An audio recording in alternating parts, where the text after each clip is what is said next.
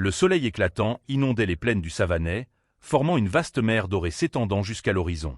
Au milieu des herbes de la savane, haute jusqu'à la taille, Amélie, une guéparde au pelage doré mystérieux orné de taches noires, observait silencieusement un troupeau de gazelles de Thierry à environ 100 mètres.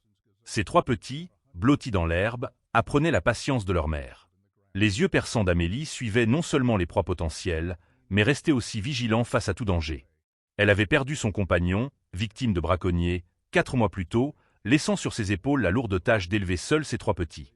Non loin de là, Jacques Martin, un photographe français de 54 ans aux cheveux poivre et sel et à la peau burinée par le soleil, était agenouillé au sol, son objectif braqué sur la famille de guépards. 40 ans d'expérience en photographie animalière lui avaient appris à se rendre invisible, à attendre le moment parfait sans perturber le rythme naturel de la faune. Le Savannais n'était pas une destination nouvelle pour Jacques, mais ce voyage avait une signification particulière. Après le départ de son fils unique pour l'université, sa maison à Bordeaux était devenue étrangement vide. Ce vide l'avait poussé à retourner en Afrique pour un nouveau projet photographique, documentant les liens familiaux dans le monde sauvage. Amélie commença à se déplacer, son corps élancé semblant se fondre dans la teinte dorée de la savane.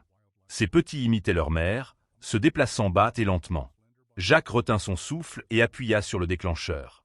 Le léger clic de l'appareil résonna dans l'air immobile. À travers l'objectif, il observa Amélie enseigner à ses petits lards d'approcher une proie. Pas une chasse véritable, juste une leçon. Les gestes d'Amélie, sa manière de guider ses petits, rappelaient à Jacques les années passées à apprendre à son fils à pêcher au bord du lac Léman. La même patience, le même amour profond exprimé par les gestes les plus simples. Jour après jour, Jacques revenait au même endroit. En suivant la famille de guépards, il documentait comment Amélie apprenait à ses petits à chasser, les protéger des prédateurs plus grands et les rares moments ludiques entre la mère et ses petits. Chaque photographie n'était pas seulement un instant capturé de la vie sauvage. C'était un fragment d'une histoire sur la maternité et la survie. Une histoire que Jacques se sentait responsable de raconter. Le tournant arriva un après-midi, vers la fin du mois. Un groupe de touristes inexpérimentés conduisit leur jeep trop près de la famille de guépards, forçant Amélie et ses petits à s'enfuir. Dans la confusion, l'un des petits d'Amélie, le plus curieux et aux yeux les plus brillants, fut séparé de sa famille. Jacques assista à la scène avec une colère contenue. Lorsque la dernière jeep s'éloigna, il s'approcha et vit le petit guépard tremblant dans les buissons, trop effrayé pour bouger. Jacques resta immobile, gardant une distance sécuritaire, mais assez proche pour qu'Amélie puisse le voir. La guéparde apparut à la lisière de la forêt, tendue et alerte. Leurs regards se croisèrent, un moment étrange de compréhension entre deux êtres. Jacques recula lentement, permettant à Amélie de rejoindre son petit. Alors qu'elle ramenait le petit vers ses frères et sœurs, elle jeta un dernier regard à Jacques. Pas un regard hostile ou craintif, mais un regard de reconnaissance, peut-être même de gratitude. Cet événement marqua un tournant. À travers son objectif, Jacques n'était plus seulement un observateur. Il était devenu une partie de l'histoire. Dans sa petite tente au camp de safari, Jacques examina les photographies du jour et réalisa quelque chose. Dans ce monde naturel impitoyable, Amélie ne luttait pas seulement contre les prédateurs naturels, mais aussi contre les menaces de l'intrusion humaine constante. Bien que le Savannais restât luxuriant et abondant, les jeeps remplis de touristes, les montgolfières survolant à basse altitude et même les photographes comme lui modifiaient peu à peu l'équilibre fragile de l'écosystème. Cette nuit-là, sous un ciel étoilé africain, Jacques écrivit dans son journal « Peut-être suis-je venu ici pour trouver une histoire sur la maternité dans la nature.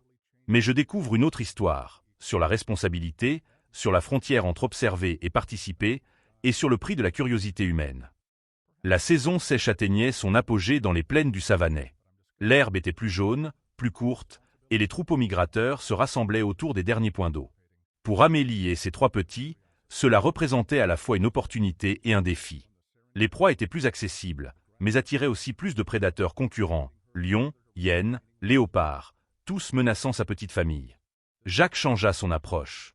Au lieu de se contenter de photographier la famille de guépards, il commença à documenter le contexte plus large.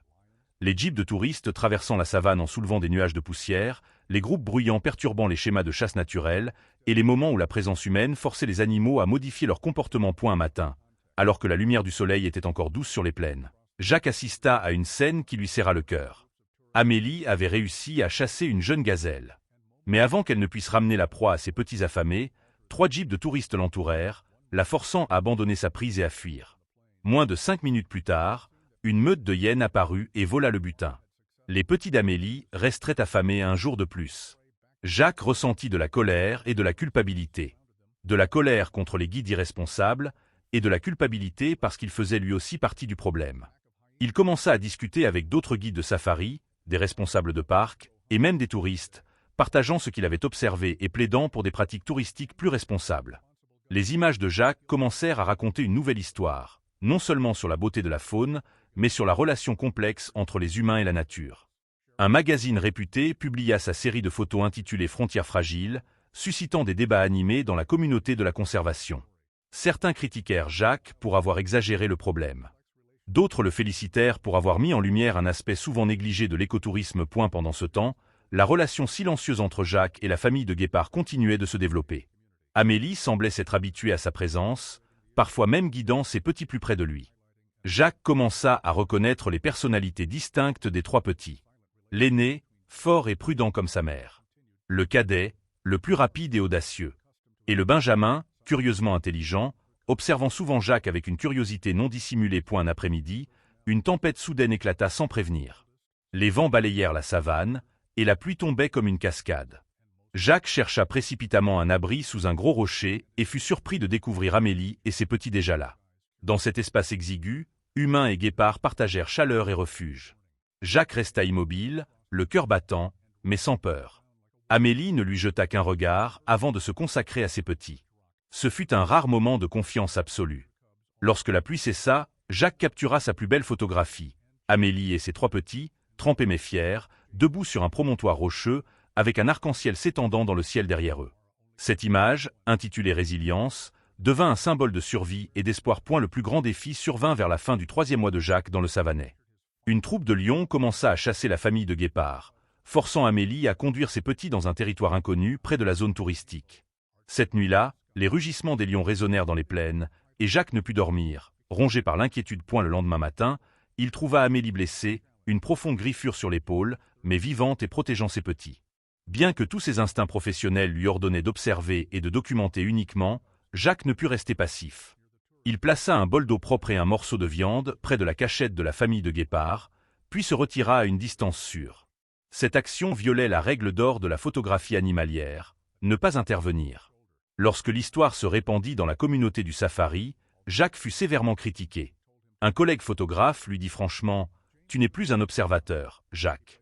Tu te fais partie de l'écosystème, et c'est dangereux pour toi et pour les animaux. » Jacques savait qu'ils avaient raison, mais il ne pouvait nier le lien spécial qui s'était formé entre lui et la famille de guépards. Ce n'était plus seulement un projet photographique.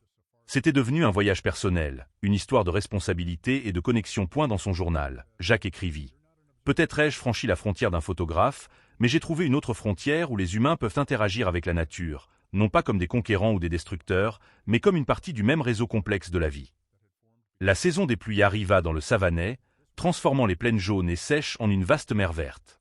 Les fleurs sauvages éclataient partout, et la vie explosait d'une nouvelle énergie.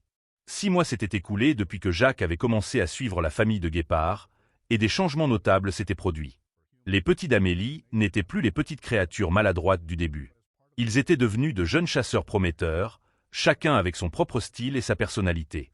La première-née, que Jacques nomma Maëlle, était devenue une copie de sa mère, prudente, sage et patiente. Le cadet, Zoé, était l'intrépide, menant souvent les chasses et les explorations. Et le benjamin, Théo, restait la créature la plus curieuse et raffinée, observant souvent le monde environnant avec une attention profonde à chaque détail. Jacques savait que son temps dans le Savannais touchait à sa fin. Son éditeur le pressait de finaliser son livre de photos, et son fils devait lui rendre visite le mois suivant, leur première occasion de se retrouver après presque 1 an de séparation. Mais avant de partir, il voulait capturer quelques derniers moments avec la famille de guépards. À l'aube d'une journée claire, Jacques trouva Amélie enseignant à ses petits une dernière leçon, l'art de chasser indépendamment. Avec une patience infinie, elle leur montrait comment approcher, calculer la distance et le moment exact pour se lancer dans la chasse. Jacques captura chaque instant, conscient qu'il assistait à un rituel aussi ancien que la vie elle-même, le processus de préparation des petits pour le monde adulte. Jacques savait que son temps dans le Savannais touchait à sa fin. Son éditeur le pressait de finaliser son livre de photos, et son fils devait lui rendre visite le mois suivant, leur première occasion de se retrouver après presque 1 an de séparation. Mais avant de partir, il voulait capturer quelques derniers moments avec la famille de guépards. À l'aube d'une journée claire, Jacques trouva Amélie enseignant à ses petits une dernière leçon, l'art de chasser indépendamment. Avec une patience infinie, Elle leur montrait comment approcher, calculer la distance et le moment exact pour se lancer dans la chasse. Jacques captura chaque instant, conscient qu'il assistait à un rituel aussi ancien que la vie elle-même. Le processus de préparation des petits pour le monde adulte. Le fils de Jacques, Michel, arriva comme promis, 20 ans, grand et élancé, avec des yeux curieux comme ceux de son père. Michel exprima d'abord un certain scepticisme face à l'obsession de son père pour la famille de guépards. « Ce ne sont que des gros chats », plaisanta-t-il. Mais lorsque Jacques emmena son fils rencontrer Amélie et ses petits à une distance sûre, l'attitude de Michel changea progressivement. « Regarde comment elle leur apprend », murmura Jacques alors qu'ils observaient Maël exécuter sa première chasse en solo. « Ce n'est pas différent de la manière dont je t'ai appris à pêcher, à réparer ton vélo ou à prendre ta première photo. » Michel resta silencieux un long moment, puis hocha la tête. « Je comprends maintenant, » dit-il. « Ce n'est pas seulement une histoire de guépard. C'est aussi à propos de nous. » Lors de leur dernier jour dans le Savannais, Jacques et Michel photographièrent ensemble non seulement la famille de guépards, mais aussi le paysage plus large, l'écosystème complexe et les relations subtiles entre toutes les créatures qui y vivaient. Ils assistèrent à un moment important, la première chasse réussie de Maël.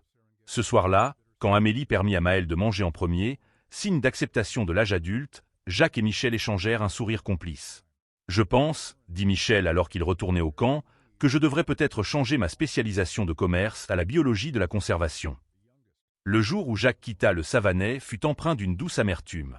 Lors de sa dernière matinée, il visita l'endroit familier, espérant revoir la famille de guépards une dernière fois. Il n'était pas là, mais alors qu'il s'apprêtait à partir, un mouvement dans les hautes herbes attira son attention. C'était Théo, le benjamin, presque adulte désormais, l'observant à une distance sûre. Ses yeux curieux n'avaient pas changé. Jacques leva son appareil et prit une dernière photographie. Lorsqu'il baissa l'appareil, Théo avait disparu dans la savane. 1 an plus tard, le livre de photos de Jacques, enfant de la savane, fut publié et devint rapidement un classique de la photographie animalière. Pas seulement pour les magnifiques images de la famille de guépards, mais pour l'histoire qu'elle racontait. Une histoire sur la maternité, sur le passage à l'âge adulte, et sur la relation complexe entre les humains et le monde naturel. La préface du livre, écrite par Michel, toucha le cœur de nombreux lecteurs. C'est l'histoire d'un homme qui est parti à la recherche d'une histoire sur les guépards, mais qui a découvert une histoire sur lui-même, sur la paternité, sur le lâcher-prise et sur la découverte de liens dans les endroits les plus inattendus. La moitié des recettes du livre fut reversée par Jacques à un nouveau fonds de conservation axé sur la promotion d'un tourisme responsable et la protection des grands prédateurs d'Afrique. Une partie de ce fonds fut dédiée à la formation des guides de safari locaux pour approcher la faune sans perturber ses comportements naturels. Michel tint sa promesse et changea de spécialisation. 2 ans plus tard, il retourna au Savannais pour son premier voyage d'études en biologie de la conservation.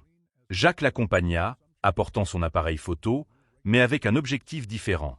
Cette fois, il n'était pas seulement un photographe, mais un conteur et un éducateur. La savane restait aussi verte que jamais, bien que certains changements s'étaient produits. De nouvelles réglementations sur les distances de sécurité avec la faune avaient été mises en place, en partie grâce au travail de plaidoyer de Jacques. Le nombre de touristes restait élevé, mais leur manière d'interagir avec le monde naturel avait subtilement mais significativement changé. Jacques et Michel passèrent un après-midi à chercher la famille de guépards, incertains de pouvoir encore trouver Amélie et ses petits. Les guépards ont une durée de vie courte dans la nature, et après 2 ans, beaucoup de choses pouvaient avoir changé. Alors que le soleil couchant commençait à peindre la savane en or brillant, ils repérèrent une silhouette familière au sommet d'une petite colline, une guéparde adulte surveillant la prairie. Même de loin, Jacques reconnut cette posture distinctive et cette vigilance. « Maël » murmura-t-il. « C'est Maël. » La guéparde, désormais pleinement adulte, tourna la tête vers eux comme en réponse à l'appel. Puis, derrière elle, 3 petites silhouettes apparurent. Ses propres petits, la nouvelle génération de la savane. Jacques sentit une larme couler sur sa joue. Le cercle s'était refermé. La vie continuait, féroce et résiliente, comme la savane elle-même. Il leva son appareil, non pas pour intervenir ou changer, mais pour témoigner de la beauté infinie de la faune. Michel posa une main sur l'épaule de son père. « Je comprends maintenant, » dit-il, à propos du lâcher-prise, à propos de laisser les choses suivre leur propre cycle. Jacques hocha la tête, incapable de parler. À cet instant, il n'était pas seulement un photographe ou un père, mais une partie de quelque chose de plus grand, une partie d'une histoire continue sur la vie et la mort, sur l'éducation et le lâcher-prise, sur les humains et la nature. Alors que le crépuscule s'approfondissait, Maël guida ses petits en bas de la colline et disparut dans la savane. Jacques baissa son appareil, mais pas pour prendre une autre photo. La plus belle photographie était déjà gravée dans son esprit, non pas en lumière et en couleur, mais en émotion et en compréhension. Il y a des choses, dit-il à Michel alors qu'il retournait au camp, que même le meilleur appareil photo ne peut capturer. Sur le chemin du retour, ils s'arrêtèrent sur une colline pour contempler la savane s'étendant sous la lumière de la lune. Au loin, l'appel d'un guépard résonna dans la nuit. Pas le grognement d'un prédateur, mais un doux rappel que le Savanais restait sauvage, libre et plein d'histoires à raconter. Jacques était venu chercher une histoire sur la faune, mais il avait découvert une vérité plus profonde. Dans l'étreinte de la nature, nous tous, humains, guépards, herbes, soleil et lune, faisons partie de la même histoire sans fin. Une histoire sans véritable début ni fin, seulement des cycles éternels de renaissance et de renouveau. Peut-être était-ce la leçon la plus précieuse que la savane pouvait enseigner à ceux qui voulaient bien l'écouter, que dans chaque fin réside un nouveau commencement, et dans chaque adieu se cache la promesse d'une autre rencontre. Des années plus tard, alors que Jacques atteignait ses 70 ans, il reçut une lettre d'un jeune conservationniste du Savanais. Accompagnant la lettre, une photographie d'une guéparde femelle debout fièrement sur un rocher. Nous pensons qu'il s'agit d'une descendante de la 3e génération de Maël, disait la lettre. La communauté locale appelle cette lignée la famille Martin, en hommage à l'homme qui leur a appris à voir les guépards non pas seulement comme des animaux sauvages, mais comme des individus avec leurs propres histoires et leur dignité. Jacques sourit en passant ses doigts usés par le temps sur la photographie. Il n'avait pas besoin de retourner au Savanais pour savoir que la savane était toujours là, toujours sauvage et libre. Et tant que les humains apprendraient à chérir et protéger cette sauvagerie, les enfants de la savane continueraient à raconter leurs histoires. Des histoires dont il avait eu la chance de faire partie, même modestement. Sur son bureau, à côté de la nouvelle photographie, trônait la première image qu'il avait prise d'Amélie et de ses 3 petits, fanés par le temps, mais toujours parfaitement belles. 2 photographies séparées par près de 2 décennies racontaient une histoire que les mots ne pouvaient exprimer pleinement. Une histoire de connexion transcendant le temps, d'amour sans frontières, et de la responsabilité sacrée que nous partageons tous pour cette planète et les innombrables créatures qui y vivent. Avec l'âge, Jacques savait qu'il n'aurait peut-être pas l'occasion de voir la prochaine génération de guépards, mais cela n'avait plus d'importance. Il avait appris la leçon la plus importante de la savane. Qu'aucun individu ne compte vraiment, mais que chaque individu est une partie essentielle du tableau d'ensemble. Comme les guépards, nous venons et partons, mais l'histoire continue, éternelle et toujours renouvelée, comme la savane elle-même. Et c'était finalement le véritable héritage de Jacques Martin. Pas seulement les magnifiques photographies ou les livres aimés, mais la compréhension profonde que, dans le monde sauvage de la savane, dans l'amour inconditionnel d'une mère guépard, et dans la maturation courageuse de ses petits, nous pouvons trouver des vérités universelles sur nos propres vies. Alors que la nuit tombait sur sa petite maison sur la côte bretonne, Jacques sortit sur le porche et leva les yeux vers les étoiles. Les mêmes étoiles qui illuminaient encore chaque nuit la savane du Savanais. À cet instant, la distance entre le passé et le présent, entre l'humain et la nature, entre le photographe et son sujet sembla s'effacer. Tout ce qui restait était une seule histoire, l'histoire de la vie avec toute sa beauté, sa douleur, sa joie et son espoir. Une histoire que Jacques avait eu l'honneur de raconter, mais qui ne lui appartenait pas vraiment. Elle appartenait à la savane. Elle appartenait aux enfants de la savane. Et maintenant, elle appartenait à tous ceux qui avaient lu, vu et ressenti le message simple mais puissant qu'elle portait. Que dans ce monde précipité et turbulent, il existe encore des lieux sauvages où la maternité, la résilience et la beauté de la vie persistent sous leurs formes les plus pures. Et tant que ces lieux existeront, il restera de l'espoir pour nous tous, guépards et humains, jeunes et vieux, chasseurs et conteurs.